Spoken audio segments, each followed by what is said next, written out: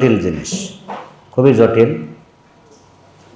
আমাদের intern doctor Aditi কিন্তু বর্তমানে প্যানক্রিয়াটাইটিসে আক্রান্ত, ভর্তি আছে এবং অলরেডি সিউডোসিস্ট একটা ডেভেলপ করছে তার, যদিও 6 সেন্টিমিটারের উপরে না, 4 সেন্টিমিটার, 3 × 4 সেন্টিমিটার এরকম প্যানক্রিয়াটাইটিসের ফিচার আছে, ভর্তি আছে। সুতরাং নিজের অসুখ সম্পর্কে জানতে গেলেও তো লাগবে, তাই না? অ্যাকিউট প্যানক্রিয়াটাইটিস বেশ জটিল একটা জিনিস।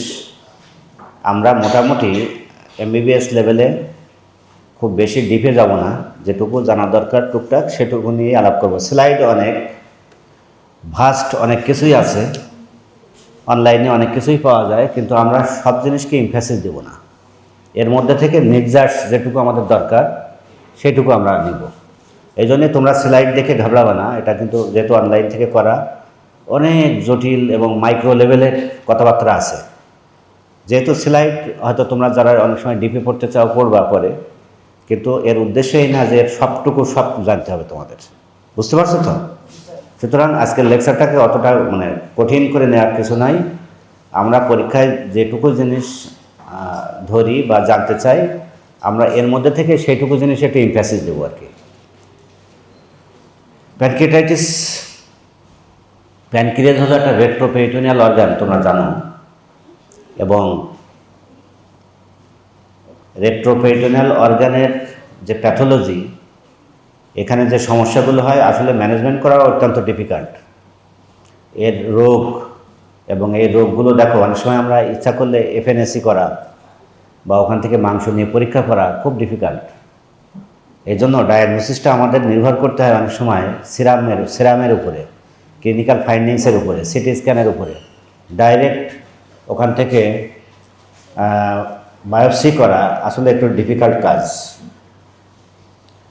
সচরাচর অন্যান্য অর্গানে যেরকম সহজে পাওয়া যায়, লিভার তুমি নিতে পারো এখান থেকে, আল্ট্রাসাউন্ড গাইডেড লিভার থেকে বায়োপসি নিতে পারো, অনুযাতে নেওয়া যায়। কিন্তু রেট্রোপেরিটোনিয়াল অর্গান তোমার এর উপরে অনেক স্ট্রাকচার ভেদ করে, এবং তোমরা জানো যে প্যানক্রিয়াসের পিছনে, প্যানক্রিয়াসের হেড, নেক, এর পিছনে অনেক গুরুত্বপূর্ণ ভেসেল আছে, তাই না? আছে না? পোর্টাল ভেন ফরমেশন হয় একদম নেকের পিছনে, যার ফলে তুমি একটা আনতে যেয়ে যদি তুমি ইনজুরি করে ফেলো, এ লট অফ ডিভাস্টেটিং কমপ্লিকেশান।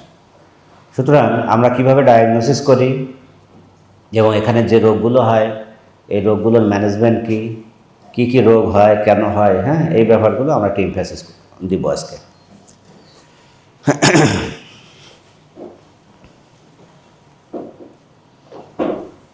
আমাদের লার্নিং অবজেক্টিভস আজকে দেখো যে অ্যাকিউট প্যানক্রিয়াটাইটিস কী জিনিস, এটার ইটিওলজি এবং রিস্ক ফ্যাক্টরগুলো কী কী, pathophysiology, clinical features, understand the diagnosis and severity assessment. Severe যে হয়েছে প্যানক্রিয়াটাইটিস কীভাবে বুঝবা, কিছু ল্যাবরেটরি এবং ইমেজিং ফাইন্ডিংসের ইন্টারপ্রিটেশন আছে, আউটলাইন দ্য ম্যানেজমেন্ট প্রিন্সিপালস, কী কী কমপ্লিকেশন হয়, এটা ভেরি ভেরি ইম্পর্টেন্ট যে কমপ্লিকেশন কী হইতে পারে, and know the indication for intervention and surgery, and discuss the prognosis and prevention. This is the learning objectives. By the end of the session আমরা এই জিনিসগুলো জানতে পারবো বা বুঝতে পারবো।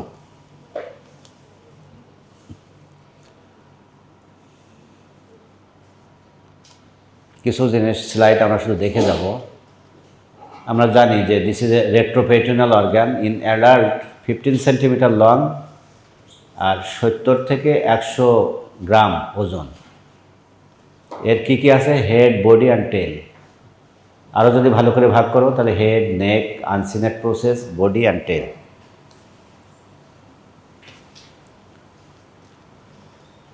দেখো ওর পিছনে ইনফেরা ভেনা কেভা, অ্যাওর্টা থেকে শুরু করে পোর্টাল ভেন টেন সব কিছু দেখো, মেজর ভেসেল এখানে ইনভলভমেন্ট, স্প্লেনিক ভেন গা দিয়ে চলে যাচ্ছে, এরকম একটা সিচুয়েশন। এবং এক সাইডে আছে স্প্লিন, আবার আরেক সাইডে দেখো কিডনি।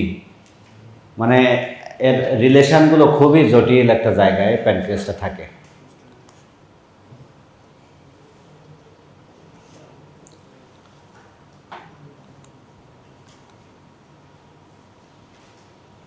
প্যানকেটিক ডাক্ট আমরা জানি যে দুইটা ডাক্ট থাকে, একটা হলো মেইন প্যানকেটিক ডাক্ট যেটাকে আমরা বলি ডাক্ট অফ ওয়ারসান, আর একটা বলি যে অ্যাক্সেসরি ডাক্ট, হ্যাঁ ডাক্ট অফ সান্টোরিনি। এটা দেখো ওই যে আমরা ছবিতে দেখাইছি।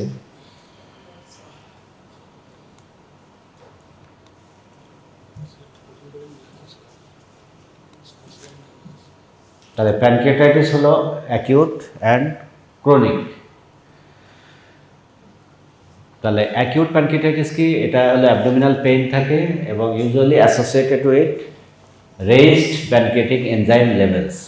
আমরা ডায়াগনোসিস করি মূলত এনজাইম লেভেল দেখে in the blood or urine as a result of pancreatic inflammation. তাহলে অ্যাকিউট প্যানক্রিয়াটাইটিসটা হলো পেটে একটা পেইন থাকবে এই রোগীর, এবং পেইনের সাথে কিছু এনজাইম লেভেল আমরা যদি বাড়তি পাই তাহলে diagnosis complete.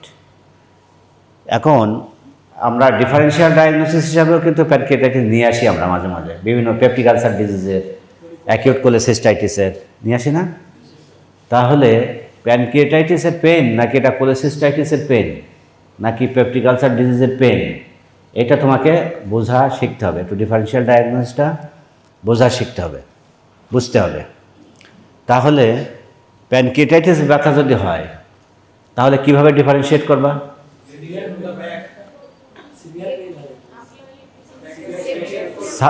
Sudden severe acute pen, তাই তো? কোন জায়গাটা হবে? এপিগ্যাস্ট্রিক রিজনে, এপিগ্যাস্ট্রিক রিজনে বা সেন্ট্রাল অ্যাবডোমেনে বা অ্যারাউন্ড দ্য আম্বিলিকাস মোটামুটি একটা পেন বেশি থাকে, এবং এই ব্যথাটা রেডিয়েট করে কোন দিকে? ব্যাকে। রুগী কষ্ট পায় বেশি কীভাবে? অ্যাগ্রাভেটিং অ্যান্ড রিলিভিং ফ্যাক্টর, এই দুইটা জিনিস কি বলো? অ্যাগ্রাভেটিং, ফ্যাটি ফুড যদি খায়, আর রোগী যদি চিত হয়ে শুয়ে থাকে, মানে রেট্রোপেরিটোনিয়াল অর্গানের উপরে যদি চাপ পড়ে তাহলে সে আরও ব্যথা ফিল করবে। যেহেতু রেট্রোপেরিটোনিয়াল অর্গান, তুমি যদি এভাবে আকাশের দিকে তাকায় শুয়ে থাকো তাহলে তোমার সমস্ত জিনিস ওটার উপর আরও লোড পড়বে, অথবা বসে যদি থাকি কিন্তু তখনও ব্যথা ফিল করবে, কিন্তু আরাম পাবে কিভাবে? মোহামেডান প্রেয়ার পজিশন, অথবা উপর হয়ে যদি শুয়ে থাকে, অথবা যদি সেজদার ভঙ্গিতে যদি থাকে, তাহলে যেহেতু রেট্রোপেরিটোনিয়াল অর্গান এর সামনের অংশগুলো, সামনের অর্গানগুলো দূরে যদি সরে যায় তাহলে সে আরাম পাবে। এই জন্যে ব্যথাটা, এই জন্য আমরা এখানে বলি মোহামেডানস প্রেয়ার পজিশন। এটা সবসময় মনে রাখতে হবে, একটাই টার্ম। এখানে আমরা এই টার্মটাই যদি তুমি না বলতে পারো তাহলে কিন্তু তুমি প্যানক্রিয়াটাইটিস যে তুমি বলতেছো মানুষ বুঝবে না। আবার তুমি যদি স্যালিয়েন্ট ফিচারে বা তোমার চিফ কমপ্লেনে তুমি যদি এই জিনিসটা আনো যে it is relieve by Mohammedans prayer position, তাহলে কিন্তু আমরা বুঝে যাই যে তুমি কোনটাতে যেতে চাচ্ছ। এই কথাটা আনতেই হবে এখানে, এটাই হলো মোস্ট সিগনিফিক্যান্ট।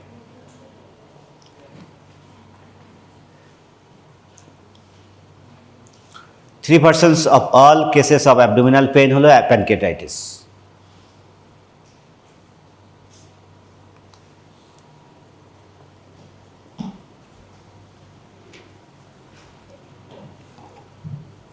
আচ্ছা, তাহলে টু মেজর কজ দেখো, বিলিয়ারি ক্যালকুলাই, আর হলো অ্যালকোহল অ্যাবিউজ। আরও অনেক কারণ আছে, আমরা আসবো পরে।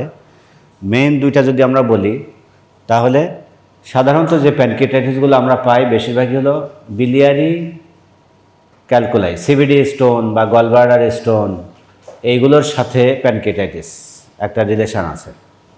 আরেকটা হলো যারা অ্যালকোহল খায়, ফরেনারদের এই জন্য বেশি প্যানক্রিয়াটাইটিস বেশি হয়, যারা অ্যালকোহল অ্যাবিউজ করে। এই দেখো কতগুলো কজ দেখো,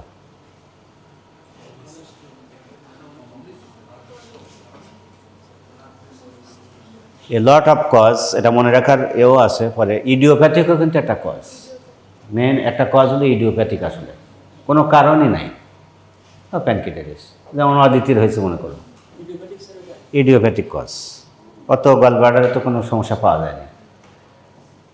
তাহলে তুমি কি বলবা? এটা কোনো কারণ ছাড়াই আছে, ফ্যামিলিতে রান করে। তুমি যদি মনে করো স্ট্রেসফুল কন্ডিশন, স্ট্রেস যাদের বেশি, তাদেরও কিন্তু এগুলো হয়। এই জন্য স্ট্রেস কমায় নিয়ে আসতে হবে। এই যে তুমি যদি মনে রাখো তাহলে এই দেখো, আই গেট স্মাশড, যদি তুমি সহজে মনে রাখো আই গেট স্মাশড, এটা যদি মনে রাখো তাহলে এখান থেকে কিছু কজগুলো তুমি মনে রাখতে পারবা। ইআরসিপিও একটা ইম্পর্টেন্ট কজ,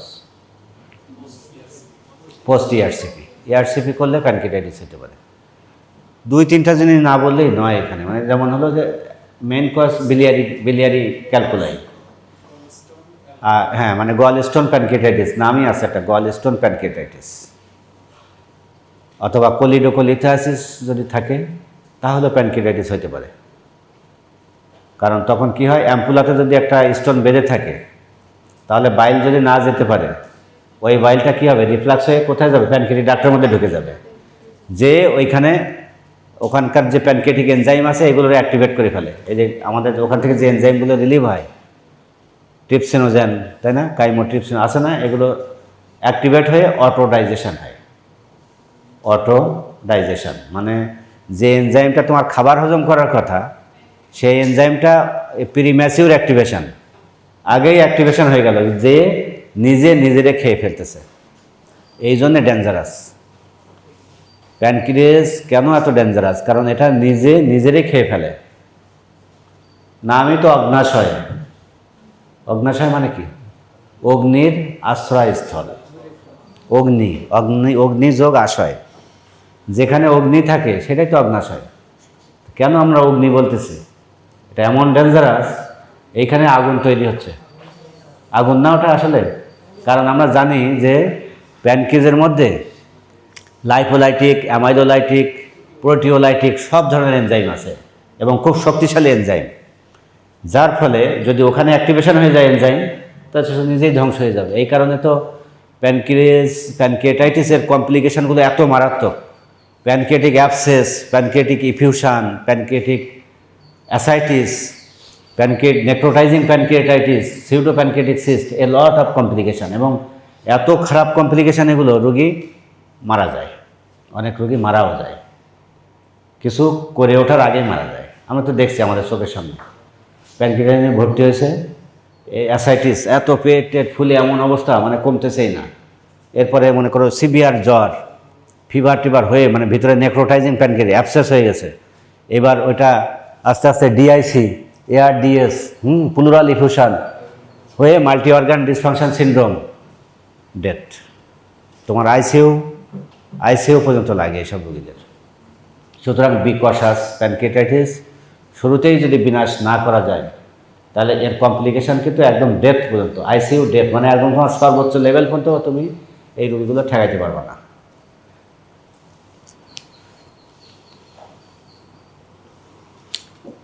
গলস্টোন প্যানক্রিয়াটাইটিস যেটা বলছিলাম যে কীভাবে হচ্ছে গলস্টোন প্যানক্রিয়াটাইটিস, এই যে দেখো, transient blockage of common bile duct.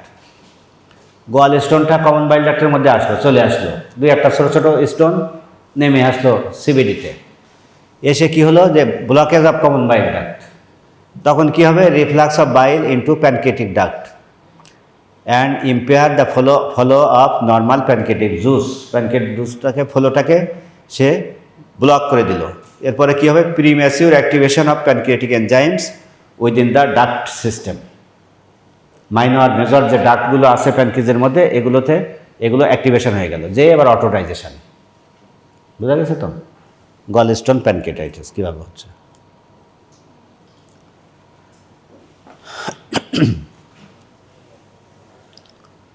Long standing alcohol intact যারা করে ফর অ্যাটলিস্ট 2 ইয়ার্স, অথবা single session of heavy drinking, এরকম যদি করে তার হাই রিস্ক, অথবা consumption more than 80 gram per day.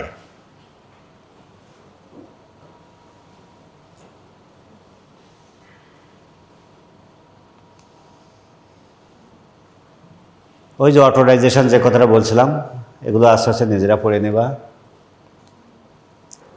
Acute pancreatitis history and physical examination.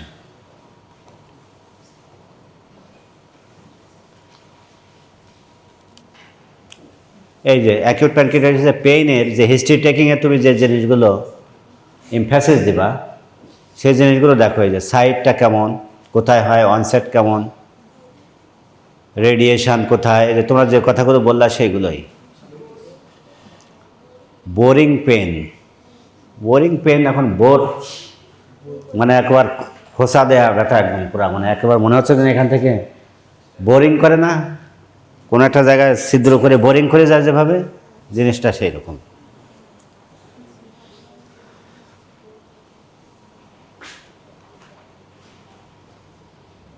অ্যাগ্রাভেটিং and relieving factor, আমি বলছি এটা তোমাদের। হিস্ট্রিতে দেখবা যে এগুলো আছে কিনা, কোনো রিস্ক ফ্যাক্টর, এগুলো কোনো কজ পাওয়া যায় কিনা, সেটা হিস্ট্রিতে এই জিনিসগুলো দেখতে হবে তার কাছে। কোনো ঔষধ, ড্রাগসেও তো হয়, তাই না? ড্রাগসে হয় না, ওই যে স্টেরয়েডস, তারপরে স্করপিয়ন বা স্নেক বাইট হইলে হয়। হাইপার লিপিডেমিয়া, তোমার যদি কনজেনিটাল হাইপার লিপিডেমিয়া থাকে না অনেকের ফ্যামিলিয়াল, তাহলে লিপিড বা কোলেস্ট্রল যদি তোমার মানে বেশি থাকে, তাহলেও কিন্তু একটা ইম্পর্ট্যান্ট কজ। স্করপিয়ন মানে ওই যে বিছা টাইপের, মনে হয় সাপ বা বিছা এই টাইপের, যারা কিছু পয়জনাস।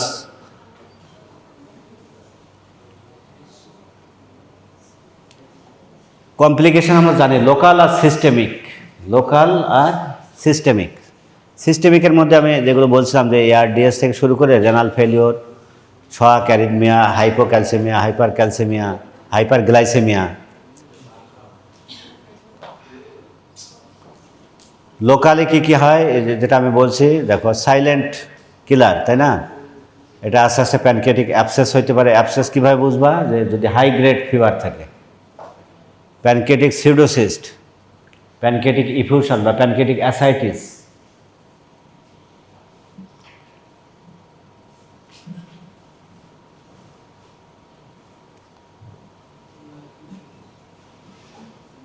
এখানে বিভিন্ন সাইন আছে, এটা ছবি আছে, পরে আমি দেখাচ্ছি। এই যে কিছু সাইন আছে এখানে, পুলেন সাইন আর grey Turner sign. Pulen sign হলো পেরি আম্বিলিকাল রিজনে ইকাইমোসিস এই টাইপের কিছু দেখা যায় যাদের অ্যাকিউট প্যানক্রিয়াটাইটিস থাকে তাদের ক্ষেত্রে। আর লেফট লয়েন রিজনে কিছু হয়, এটা গ্রে টার্নার সাইন বলি আমরা।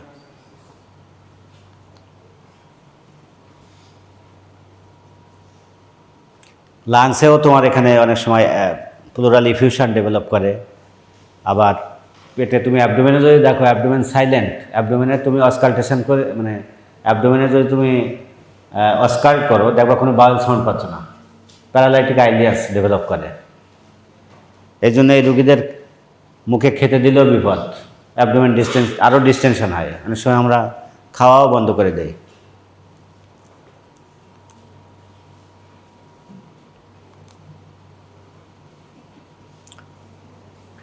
এখানে মাইল্ড ডিফারেন্সিয়াল ডায়াগনোসিসের কথা বলতেছে, যে মাইল্ড অ্যাকিউট পেন যদি হয় তাহলে acute cholecystitis, peptic ulcer disease, MI, acute appendicitis. আর সিভিয়ার অ্যাকিউট পেন যদি হয়, এখানেও কিছু আছে, যে পারফোরেশন যদি হয়, তারপরে অ্যাবডোমিনাল অ্যাওর্টিক অ্যানোরিজম যদি রাপচার হয়, রাপচার্ড একটোপিক প্রেগনেন্সি যদি হয়, বা বাউল ইনফাকশন যদি হয়, তাহলে পেনটা অনেক সিভিয়ার হয়। এবং এটা ডিফারেন্সিয়াল ডায়াগনোসিস অফ অ্যাকিউট প্যানক্রিয়াটাইটিসের, এগুলো আমাদের ডিফারেন্সিয়াল ডায়াগনোসিসের মধ্যে আসবে।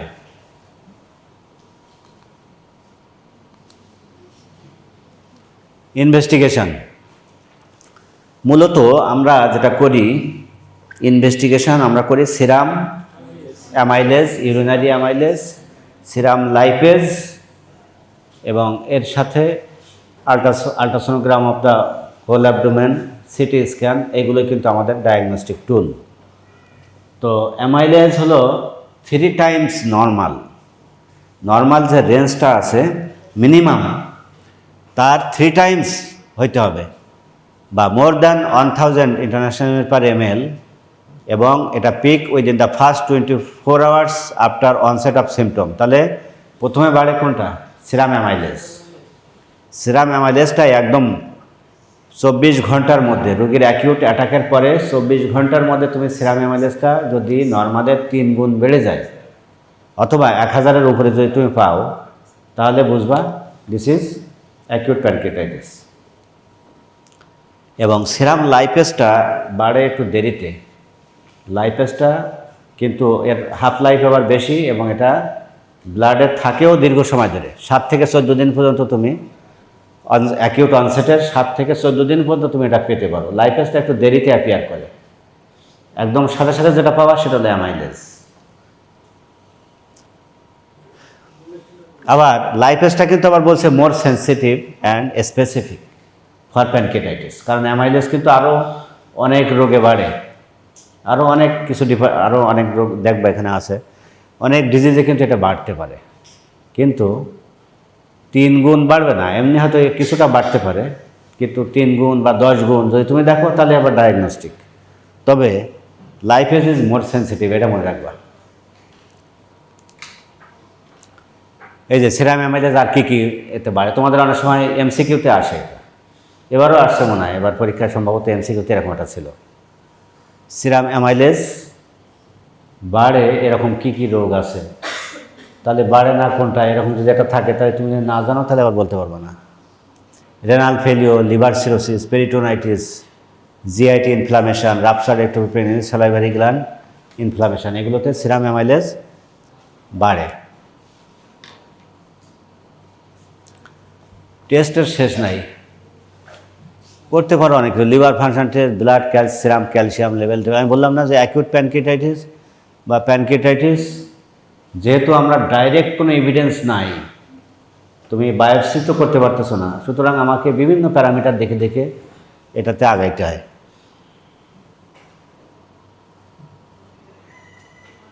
ইমেজিং,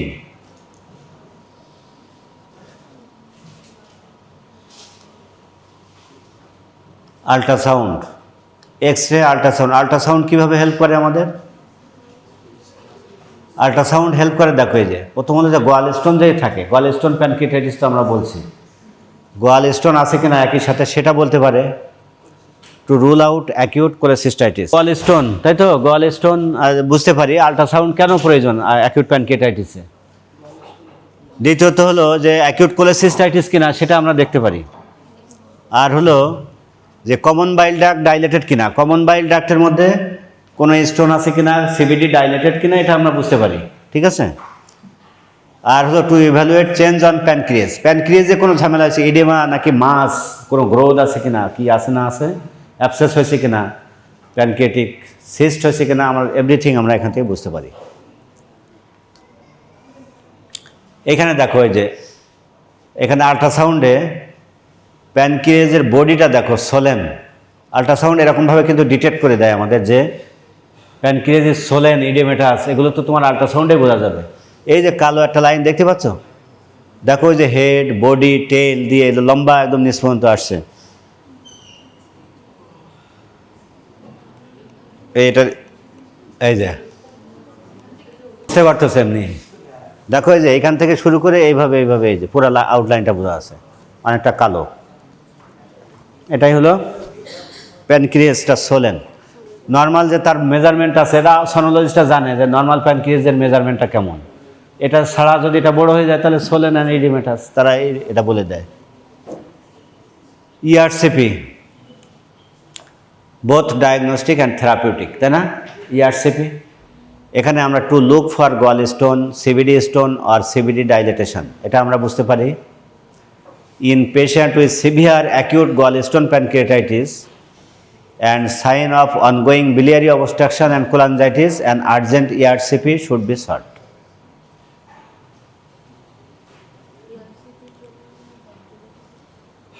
ERCP সবসময় না, এটা যদি আমরা বলি যে in patient with severe acute gallstone pancreatitis, গোয়াল-স্টোনের কারণে প্যানক্রিয়াটাইটিস, এটা যদি তুমি শিওর হও তখন, আদারওয়াইজ করা যাবে না।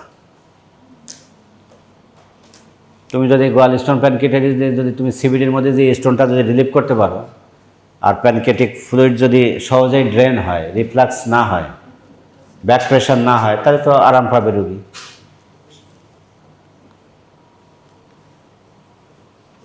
ওই যে দেখো নর্মাল প্যানক্রিয়াটিক ডাক্ট একটা দেখো, মডারেট প্যানক্রিয়াটাইটিস আর সিভিয়ার প্যানক্রিয়াটাইটিস। প্যানক্রিয়াটিক ডাক্ট দেখো dilated, stone in the pancreatic duct, এই যে কালো কালোগুলো যেটা ফিলিং ডিফেক্ট দেখতে পাচ্ছ বিভিন্ন জায়গায়, এগুলো হলো প্যানকেটিক ডাক্ট, ডাক্টের stone.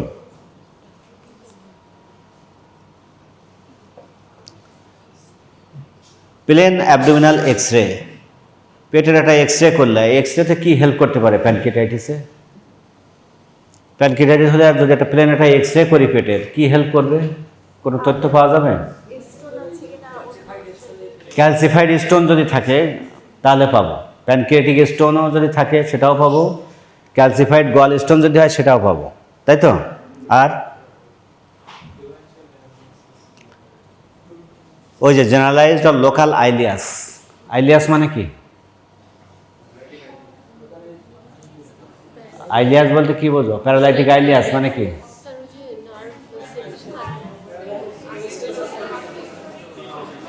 What do you mean by ileus? Ileus মানেই হলো অবস্ট্রাকশন। এটা কি আসলে লোকাল নাকি কলন কাট অফ সাইন কি আছে এটা আমরা বুঝি। প্যারালাইটিক আইলিয়াস মানে পুরা paralysis, intestinal obstruction due to paralysis, এই জন্য প্যারালাইটিক আইলিয়াস বলে। আইলিয়াস মানে অবস্ট্রাকশন, প্যারালাইটিক মানে প্যারালাইসিস। তোমার গাটের যদি পুরো অবস্ট্রাকশন হয় তাহলে কি প্যারালাইসিস হবে না? এটা এই প্যারালাইসিসটা লোকালও হইতে পারে, এই জন্য তখন বলে লোকাল আইলিয়াস। লোকালি আইলিয়াস বলতে যেমন সেন্টিনেল লুপ, যে কোনো একটা লুপ ডাইলেটেড প্যানকেজের পাশে যে কোনো একটা ইন্টেস্টিনাল লুপ যেটা আছে, ওই যে প্যানকেটিকে ইনফ্লামেশনের কারণে একটা লুপ, সেও আইলিয়াস মানে সেও চুপ হয়ে বসে আছে, তাহলে সে ডাইলেটেড থাকবে, এক্সরেতে আমরা একটা ডাইলেটেড লুপ দেখতে পাবো, এটাকে বলা হচ্ছে লোকাল আইলিয়াস বা সেন্টিনেল লুপ। আর colon cut off sign, colon দেখা গেল যে প্যানক্রিয়াসের পাশে যদি কোনো কলন এরকমভাবে আইলিয়াস ডেভেলপ করে, তাহলে সে কলনটা দেখা যাবে হঠাৎ করে যে কোনো একটা লেফট কলন, এটা ডাইলেটেড, আর কিছুই নাই, লেফট কলন থেকে দেখা গেলো আইলিয়াস আর কাজ করতেছে না। লেফট কলিক ফ্লেক্স, ওখানে স্প্লিন থাকে, স্প্লিনিক ফ্লেক্সার অফ কলন থাকে না, ওইখান থেকে দেখা গেলো কলন কাট অফ সাইন, মানে ওইখানে থেকেই আর নড়াচড়া নেই, ডাইলেটেড। এভাবে এক্স রে দেখলে নর্মাল এক্স রে আর একটা অ্যাবনর্মাল এক্স রে আমরা অন্তত কিছুটা ডিফারেন্সিয়েট করতে পারবো, কিছু পয়েন্টে হেল্প করবে, কিন্তু X ray is not diagnostic, only X ray is not diagnostic.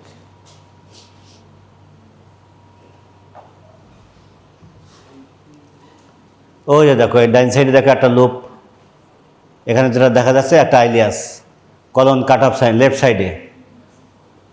আবার দেখো ওই যে রাইট সাইডে যে কোনো একটা ইন্টেস্টাইন, আইলিয়াম, লোকাল আইলিয়াস বা তোমার কলন কাট অফ সাইন, এগুলো এরকমভাবে যদি এক্সরেতে পাও হঠাৎ করে, মানে আর পুরা পেট ভালো, হঠাৎ করে একটা ডাইলেটেড একটা লুপ এরকম পেতে পারো অনেক সময়, এবং ওইটুকু লুপের কারণেই তোমার intestinal obstruction.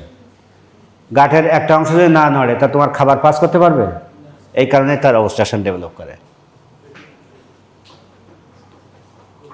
Colon cut-off sign describes the gaseous distension seen in the proximal colon associated with narrowing of the splenic flexure in case of acute pancreatitis. মানে স্প্লিনিক ফ্লেক্সারটা ন্যারোয়িং হয়ে বা ওইটা আইলিয়াস হয়ে এর উপরের যে গার্ডগুলো আছে সেগুলো ডাইলেটেড পাবা।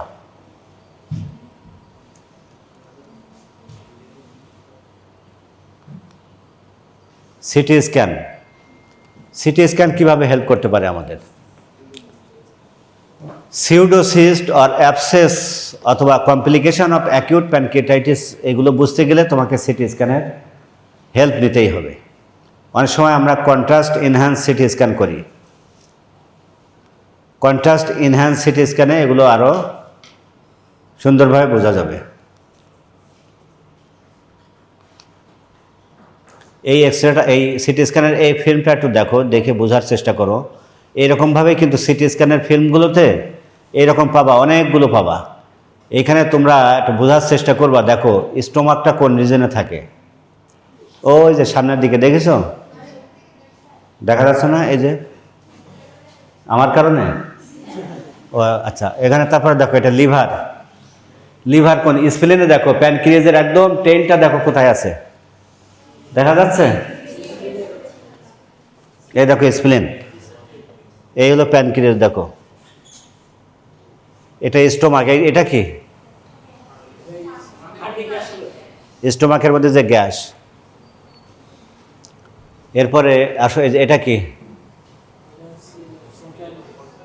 এই দুইটা গোল গোল পাবা, সবটাতে দেখতে পাবা এই দুইটা। হ্যাঁ, একটা ওটা একটা ভেনা খাবা। আর এখানে আমরা জানি যে পোর্টাল ভেন্টেনগুলো আমরা closely related to the neck of the pancreas. এখানে পোর্টাল ভেনের কিছু অংশ থাকবে, এখানে splenic vein, portal vein formation হয় যেটা, সেটা অনেক মোটা তো পোর্টাল ভেন। এবং এখানে দেখতেছো যে আমরা এখানে ভেনা কেবাটা যেদিকে লিভারের রাইট লোব, মানে রাইট সাইড, আর এদিকে হলো তো তোমার এটা, তাহলে এটা অ্যাওর্টাটা থাকবে লেফট সাইডে। স্প্লেন তাহলে চিনছো, এটা হলো কি, এটা ভার্টিব্রা। ভার্টিব্রার ক্লোজলি গা ঘেঁষে কোনটা থাকে, অ্যাওর্টা থাকে। আর ভেনা কেবাটা একটু দূরে থাকে হালকা। এগুলো কি, এগুলো হ্যাঁ আমাদের যে মাসেল লেয়ারটা যা আছে অ্যান্টেরিয়র অ্যাবডোমিনাল ওয়াল, এটা হলো পিছন সাইড, তাই তো? তাহলে এইরকম একটা জাস্ট এটা যদি বোঝো, তাহলে তোমরা সিটি স্ক্যানের ফিল্মগুলো দেখলে দেখবা যে বুঝে ফেলতেছো অনেক কিছু।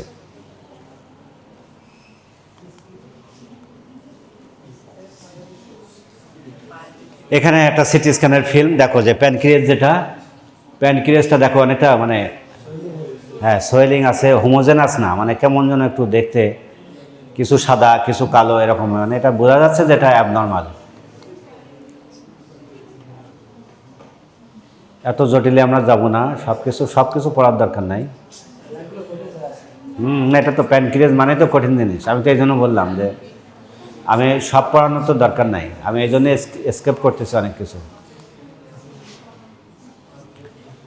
আমরা একটু সিউডো প্যানক্রিয়াটিক সিস্টে আসবো ফাইনালি। নেক্রোটাইজিং প্যানক্রিয়াটাইটিস, এটাও আমার জীবনে আমি পাইছি, আমি অপারেশন করছি 2টা কেস আমার এই 20 বছর লাইফে। নেক্রোটাইজিং প্যানক্রিয়াটাইটিস পাইছি 2টা, একদম মানে প্যানক্রিয়াস থেকে এরকম মানে গলে, মানে লাশ যেরকম 1-2 মাস থাকলে যেরকম গলে পচে যায় না, ওই রকম পচা জিনিস এরকম বের হয়েছে শুধু। তো এটা খুব রেয়ার, রোগী মারা যায় অনেক সময়। আমারও একটা বয়স্ক রোগীর করছিলাম, আল্লাহর মর্জি রোগীটা বেঁচে গেছে, এবং সে আমার কাছে কয়েকদিন আগে এসে মনে হয় আরেকটা কি অপারেশন করে গেছে মানে মনে হয় হার্নিয়া না কি একটা হয়েছে, পরে আবার আমার কাছে করে, আমাদের আপনি বেঁচে আছেন এখন আল্লাহর রহমত। অনেক বয়স্ক ছিল, যেদিন অপারেশন করছি সেদিন আবার আমার সম্ভবত কোনো একটা জায়গায় কনফারেন্স বা কিছু একটা, আমি সেদিনই রাত্রি চলে গেছি। আমার যারা মিড লেভেল যারা ছিল কোভিড বলে গেলাম রোগীটা দেখে রেখো। পরে আমি এসে শুনলাম কি বাড়ি গেছে রোগী, তো বললো হ্যাঁ স্যার গেছে। তো ভাগ্য হলো কিছু পরে, মানে কয়েকদিন আগে আবার সে আমার কাছে আসে, বলছে স্যার আমি সেই রোগী। আমার যাক আল্লাহ বাসায় রাখছে। হ্যাঁ হ্যাঁ আছে, যেটুকু ভালো আছে সেটুকু আছে, পুরাটা তো আর নষ্ট হয় নাই। নেক্রোসিস হয় কিছু, ফোকাল কিছু অংশ হয়ে নেক্রোসিস হয়ে নেক্রোটাইজিং হয়। এটা এই ক্লাসের উদ্দেশ্য হলো এইটাই, যে স্যার তো বলছিলেন যে অ্যাকিউট প্যানক্রিয়াটাইটিস হলে নেক্রোটাইজিং প্যানক্রিয়াটাইটিসের একটা কথা আছে, এইটুকু জানলেই যথেষ্ট, তোমার এর সম্পর্কে আর বেশি কিছু বলার দরকার নাই। এটা নিয়ে তোমরা না পারলেও তোমাদের ফেল করাবো না, কারণ অ্যাকিউট প্যানক্রিয়াটাইটিস হলো পোস্ট গ্রাজুয়েশনের একটা জিনিস, এটা তোমাদের আন্ডার গ্রাজুয়েটে অত বেশি কঠিন করে ধরা হবে না। কিন্তু যেটা ধরা হবে সেটা হলো যে সিউডোসিস্ট, আমি সেইখানে আসবো আস্তে আস্তে। ওই দেখো অ্যাকিউট প্যানক্রিয়াটাইটিসটা কী হচ্ছে, interstitial pancreatitis less than 4 weeks, acute pancreatic collection এবং মোর দ্যান 4 উইকস গেলে কি হয়, ওই যে সিউডোসিস্ট ডেভেলপ করে। সিউডোসিস্ট আর অর্ড অফ নেক্রোসিস, এটা আমরা আসতেছি আস্তে আস্তে।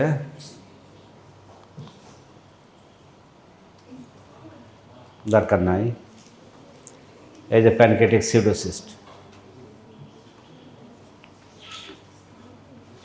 Pancreatic pseudocyst encapsulated collection of fluid with a well defined inflammatory wall usually outside the pancreas. তাহলে what is pancreatic pseudocyst? This is encapsulated collection of fluid with a well defined inflammatory wall. দেখো pseudocyst কেন, নামটা কেন pseudo কেন? Normally সিস্টের একটা সুন্দর একটা ওয়াল থাকে আলাদা, কিন্তু এর কিন্তু ওই ওয়ালটা একটা ইনফ্লামেটরি ওয়াল আলাদা, কিন্তু প্রথম শুরু থেকেই তার ওয়াল ছিল না, ফ্লুইড কালেকশন হয়েছিল। ওই ফ্লুইডটাকে এবার আশেপাশের স্ট্রাকচার দিয়ে একটা ইনফ্লামেটরি একটা ওয়াল তৈরি হয়েছে তার, এই কারণে এটা সিউডোসিস্ট। নর্মাল সিস্টের মতো এর কিন্তু ওয়াল প্রথম থেকেই থাকে না। Well defined inflammatory wall usually outside the pancreas, এবং এটা প্যানক্রিয়াসের বাইরে এই সিস্টটা ডেভেলপ করে, এটা প্যানক্রিয়াসের মধ্যে না।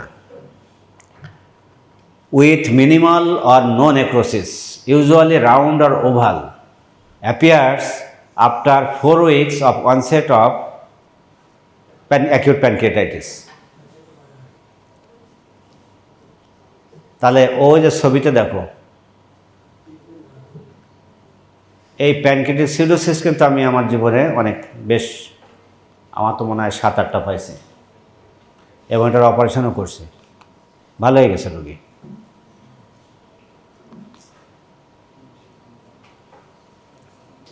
ওয়ার্ল্ড অফ নেক্রোসিস বলতে বোঝাচ্ছে যে এটার ভিতরে এটাও এনক্যাপসুলেটেড, বাট এখানে কিন্তু শুধু সিস্টিক না, 2 ধরনের কম্পোনেন্ট, সিস্টিক এবং সলিড দুইটাই থাকে, সেটাকে বলা হয় ওয়ার্ল্ড অফ নেক্রোসিস। এত জটিলে না গেলেও চলবে। আর যেটা একদম পুরাটা সিস্টিক ওয়েল রাউন্ড সেটা হলো সিউডোসিস্ট। এই দেখো 2টা ছবি দিয়ে বোঝাইছে, এটা হলো হোমোজেনাস আর ওটা হলো হেটারোজেনাস, ওয়ার্ল্ড অফ নেক্রোসিস। আর both liquid and solid component আছে, আর এটার মধ্যে শুধুমাত্র সিউডোসিস্টের মধ্যে no solid component, only fluid.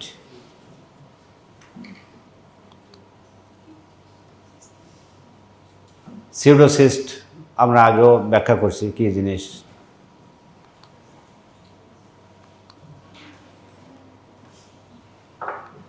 প্যানক্রিয়াটাইটিসের severity score আছে, যেমন র্যানসন স্কোর, এই অন্তত স্কোরগুলোর নাম জানো, এই স্কোরগুলো কিন্তু তোমার বেরি লাভে আছে, এই জিনিসগুলো কিন্তু আছে। এই জন্যই তুমি মুখস্থ করবা কি করবা না সেটা তোমার ব্যাপার।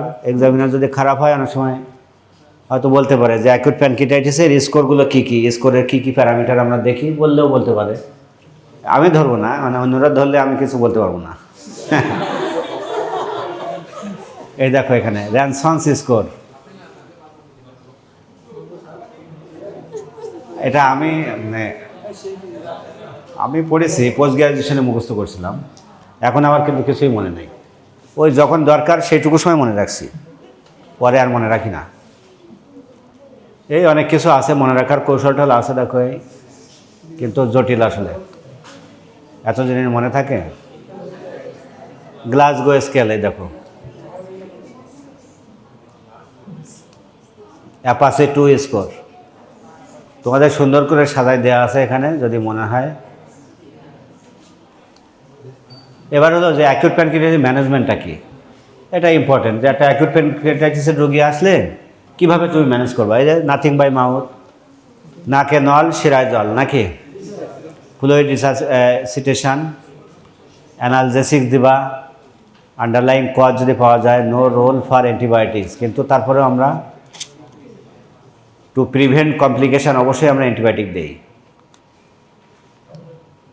এটা বিভিন্ন এক একজন এক এক ধরনের। সিভিয়ার অ্যাকিউট প্যানক্রিয়াটাইটিস দেখো আইসিইউ বা এইচডিইউ লাগবে, অক্সিজেন লাগতে পারে, অ্যানালজেসিয়া লাগতে পারে, অ্যাগ্রেসিভ ফ্লুইড রিহাইড্রেশন লাগতে পারে, ভাইটাল সাইন মনিটর করতে হবে, monitor both haematological and biochemical parameter, NG suction দেওয়া লাগতে পারে, অ্যান্টিবায়োটিক প্রোফাইল্যাক্সিস, ইমিপেনেম অথবা সেপুরোক্সাইম, মেরোপেনেম, এগুলো আমরা দেই। সিটি স্ক্যান, ইআরসিপি উইদিন 72 সব কিছু লাগবে। এমন না, নিউট্রিশনাল সাপোর্ট দিতে হবে।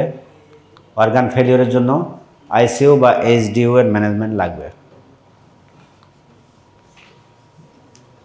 সিস্টেমিক কমপ্লিকেশনের মধ্যে দেখো shock, arrhythmia, ARDS, renal failure, DIC, paralytic ileus সবই হতে পারে। Hypocalcaemia, hyperglycaemia, hyperlipidaemia, visual disturbance, confusion, encephalopathy, অনেক কিছু, এগুলো আমরা বলছি এর আগেও।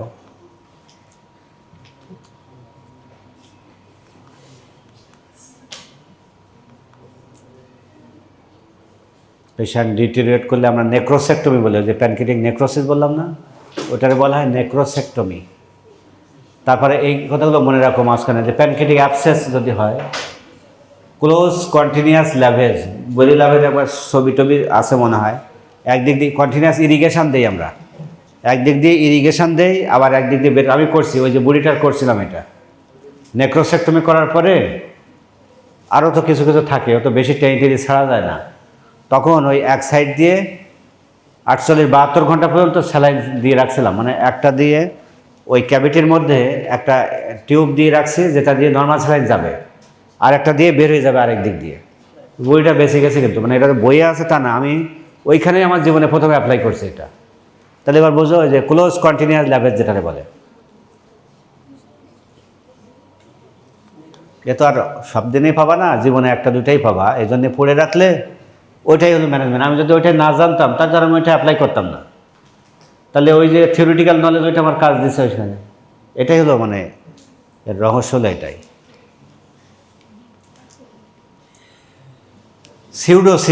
সিউডোসিস্টটা কিন্তু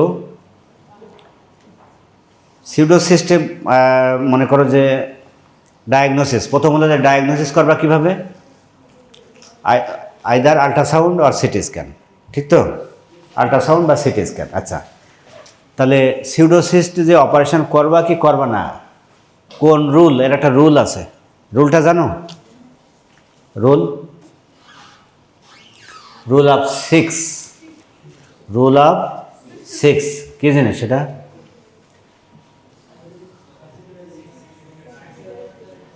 হ্যাঁ, এর সাইজটা হইতে হবে মোর দ্যান 6 সেন্টিমিটার। তারপরে 6 উইকস তুমি মানে অনেক সময় কনজারভেটিভ চিকিৎসা তুমি দিতে পারো, 6 সপ্তাহ যদি কনজারভেটিভ দিয়েও রোগীর কোনো ইমপ্রুভ না হয় তাহলে তোমাকে ইন্ডিকেশন অফ অপারেশন। আর যদি হয়তো এখন যেমন অদিতিরটা আছে 3x4 সেন্টিমিটার ছোটো, তাহলে এক্ষুনি কি আমরা অপারেশনে যাব না, আমরা 6 সপ্তাহ মতো ওয়েট করবো, মানে অ্যান্টিবায়োটিক বা তাকে মানে আমরা ফলো আপে রাখবো। যদি দেখি যে তার 6 সপ্তাহ ওয়েট করেও এটা রিজলভ হয় নাই, অথবা 6 সপ্তাহ এই 6 সেন্টিমিটারের উপরে সাইজটা বড় হয়ে যাচ্ছে আস্তে আস্তে, এখন ছোটো আছে আস্তে আস্তে বাড়তে বাড়তে মোর দ্যান 6 সেন্টিমিটার। আর একটা হলো ওয়াল থিকনেস, আমরা তো জানি যে এর কোনো সুনির্দিষ্ট ওয়াল নেই, এর আশেপাশের ইনফ্লামেটরি এক্সুডেটেড দিয়ে একটা ওয়াল তৈরি হয়। কারণ ওয়াল যদি পাতলা হয় তাহলে তুমি কী অপারেশন করবে, দিলে পর তো ফেটে যাবে, অপারেশন করতে গেলে কাটাছাড়া করলে পর ফেটে যাবে। এই জন্যে ওয়ালটাকে ম্যাচিউর হতে দিতে হবে। এই ওয়ালটা ম্যাচিউর হবে যখন মোর দ্যান 6 মিলিমিটার থিকনেস, 6 মিলিমিটারের চেয়ে পুরু না হলে এর ওয়াল থিকনেসটা অ্যাডিকুয়েট ম্যাচিউর হয় না। আর ম্যাচিউর না হলে তুমি সিস্টের সাথে আরেকটা যে অ্যানাস্টোমোসিস করে দিবা আরেকটা অর্গানের অপারেশন, যেটা আমরা জানি যে সিস্টোগ্যাস্ট্রোস্টমি অথবা সিস্টোডিউরোনোস্টমি অথবা সিস্টোজেজোনোস্টমি। প্যানক্রিয়াটিক সিস্টের অপারেশন হলো 3 ধরনের, 3টা।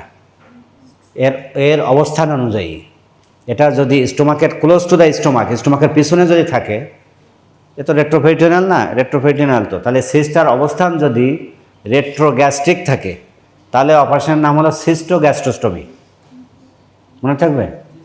যদি সিস্টের অবস্থানটা ডিউডেনামের পিছনে থাকে সিস্টোডিউরোনোস্টমি, সিস্টের অবস্থান যদি জেজুনামের পেছনে থাকে মানে আরও নিচের দিকে, তাহলে সিস্টোজেজুনোস্টমি। সহজ জিনিস, তোমার ওই আছে স্টোমাকের পেছনে, আর তুমি কি এখান থেকে জেজুনাম ধরে টেনে নিয়ে ওইখানে যেয়ে লাগাবা নাকি? কোনো দরকার নাই। এটা আমরা কি করে একটা ড্রেনেজ করে দেই। এই ড্রেনেজটা হলো কীভাবে করি বলো তো, সিস্টোগ্যাস্ট্রোস্টমি কীভাবে করি, কীভাবে করবো? ওই সিস্টটা খুঁজে পাবো, ওকে চোখে দেখতে পাবা, অ্যাবডোমেন ওপেন করলে কিছু পাবা না দেখতে। তাহলে কিভাবে যাই আমরা তো সিটি স্ক্যান বা আল্ট্রাসাউন্ড করে আমরা তার লোকেশনটা আগে থেকেই বুঝে আসছি, ছবি তো আছে আমার কাছে, কিন্তু আমি পেট খুলে তো দেখতে পাবো না। তখন কি করব, স্টোমাকটা আগে কাটবো, স্টোমাকের অ্যান্টেরিয়র ওয়াল আগে কাটবো, কেটে স্টোমাকের মধ্যে ঢুকবো, রিট্রাক্টর দিয়ে স্টোমাকের অ্যান্টেরিয়র ওয়াল দুটা আলাদা করে ফাঁক করে রাখবে। এরপর যাবো পোস্টেরিয়র ওয়ালে যাওয়ার পরে আমরা একটা সিরিঞ্জ দিয়ে দেখি টেনে যে কোন জায়গা থেকে সিস্ট আছে, সিস্টের লোকেশনটা আইডেন্টিফাই করি। করার পরে এবার পোস্টেরিয়র ওয়ালটা কাটি, স্টোমাকের অ্যান্টিরিয়র ওয়াল কাটলাম, পোস্টেরিয়র ওয়াল কাটলাম, এরপরে সিস্টের যে ওয়াল, পোস্টেরিয়র ওয়ালের গা ঘেঁষে থাকে, তাহলে ওই যে বললাম না 6 মিলিমিটারের চেয়ে ঠিক বেশি, সিস্টের ওয়াল যখনই কাটবা এইবার দেখবা ফ্লুইডটা চলে আসতেছে।